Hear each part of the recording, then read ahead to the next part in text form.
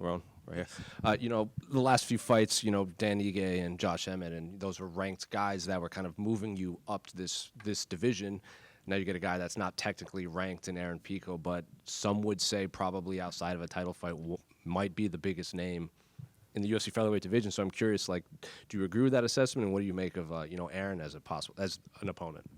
Yeah, for sure. I don't think rankings have anything to do with it. Most of the time, they don't mean anything. So everybody knows his level in the world, and he's got a big name. So for me, he's ranked number 3. That's how, or whatever. That's how I'm looking at it. And it's a solid opponent and a great matchup. Did you watch much of Aaron in Bellator and PFL and everything when he was over there? Because he is that unique. He didn't have a career before Bellator.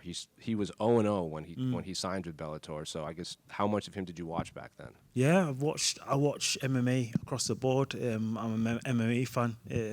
So yeah, I've watched his fights from earlier. I've watched his wins. I've watched his losses. So yeah, I know about him. When Aaron was in here, he's saying, we asked him, did the UFC promise you a title fight with a win here? And so our same question, did the UFC promise or make any promise to you about possibly fighting for the belt with a win over Aaron Pico? I don't know. I've just got to win and see. We see Alexander Volkanovski is kind of picking, some shots at Pico and stuff, saying he'd mop the floor with him. Doesn't really seem to be talking too much about you. What do you make of that?